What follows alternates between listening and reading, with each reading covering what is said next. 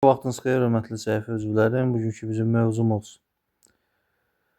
Azərbaycan Respublikası Nazirlər Kabinetinin 2026-cı il 30 yanvar tarixli 31 nömrəli qərarına əsasəndir. Yəni yeni redaksiya verilmiş.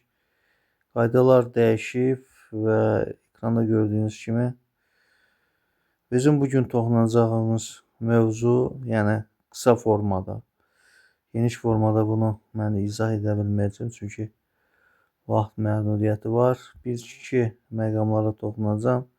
Əmək qabiliyyətinin müvəqqəti itirilməsinə görə müavinətlə bağlı. Bildiyiniz kimi, əmək qabiliyyətinin müvəqqəti itirilməsinə görə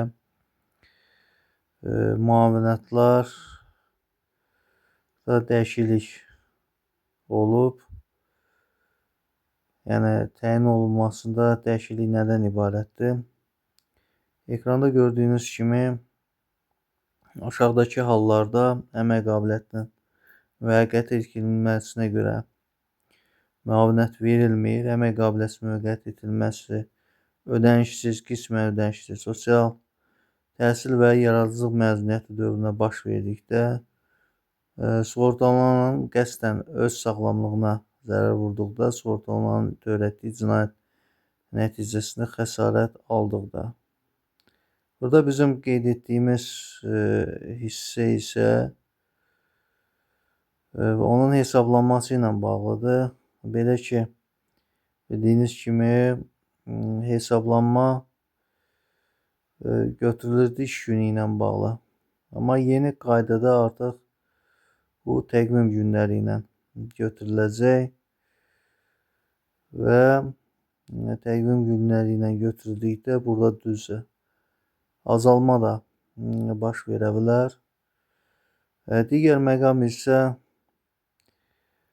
bildiyiniz kimi əmək qabiliyyətinin müvəqqəti itirilməsi halı fasilələr davam etdikdə ilk 14 günü üçün müavinət hər dəfə sığorta edənin vəsaitinə, qalan günlər üçün isə məcburi dövlət sosial sığorta vəsaiti hesabına sığortaçı tərəfindən ödənilir.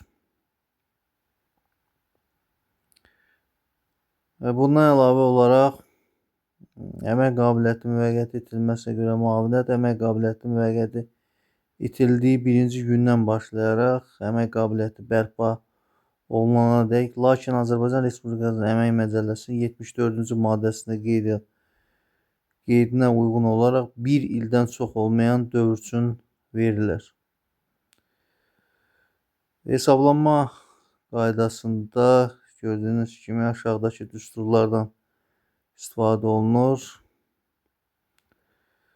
Bundan əlavə olaraq sığortalanan əmək qabiliyyəti müvəqqəti itirildiyi aydan etibarən əvvəlki ardıcıl gələn 4 rübdə əmək fəaliyyəti olmamışdırsa, bir təqvim gününə düşən orta günlük qazancı məbləği əmək qabiliyyəti müvəqqəti itirdiyi dövrdə minimum aylıq əmək haqqı məbləğinin əmək qabiliyyəti müvəqqəti itirdiyi aydakı təqvim günlərinin sayına bölünməsi ilə tapılır.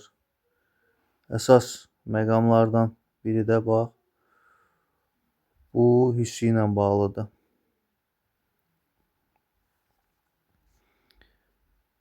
Bu qaydanın 2.8-ci bəndinə əsasən hesablanmış müavinət aylıq məbləği aşağıdakı hədlərin heç birindən artıq ola bilməz.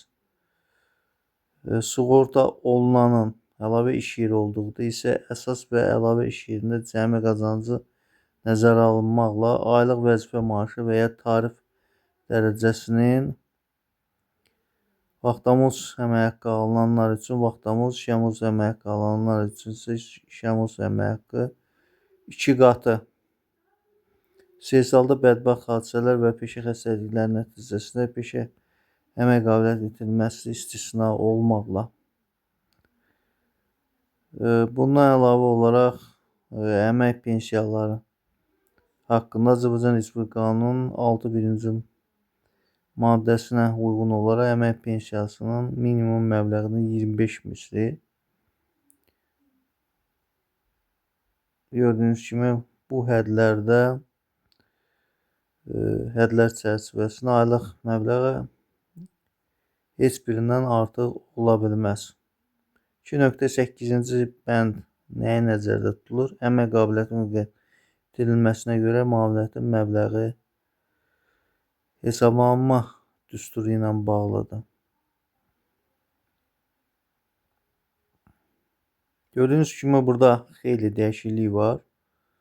Sığorta olunan əsas iş yeri ilə yanaşı əlavə iş yerlərində də muzlu işə aid olan fəaliyyətdən gəlir əldə etdikdə bu zaman əmək qabiliyyəti müvəqqəti itirilməsinə görə müavinət əmək qabiliyyətinin müvəqqəti itirilməsinin ilk 14 günü üçün sığorta edənin tərəfindən hər bir iş yerindəki qazanc əsasında ayrı-ayrılıqda qalan günlər isə bu qaydanın 1.7-ci bəndində nəzərdə tutulan sığorta olunanın həmən orqandakı qazancı əsasında və qaydanın 2.5-ci bəndindən tələblər nəzərə alınmaqla həmin orqanlar tərəfindən digər sığorta olunan sığortaçı tərəfindən onun qazancı əsasında hesablanır və ödənilir.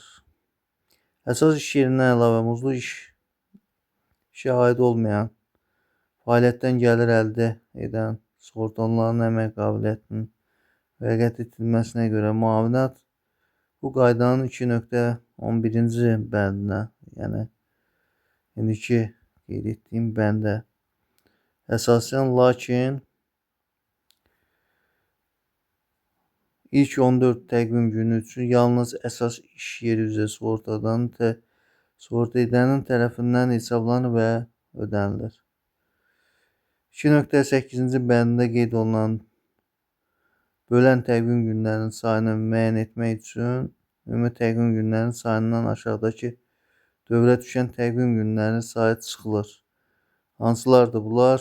Əmək qabiliyyətinin müvəqqəti itirilməsinə görə müavinət ödənilmiş, həmçinin sosial sığorta stajı 6 aydan az olduğuna görə müavinət ödənilməmiş, əmək qabiliyyətinin müvəqqəti itirildiyi dövrlər, hamiləliyə və doğuma görə müavinət ödənilmiş, həmçinin sosial sığorta stajı 6 aydan az olduğuna görə müavinət ödənilməmiş, hamiləliliyə və doğuma görə məzuniyyət dövrləri, qismən ödənişli sosial məzuniyyət dövrü.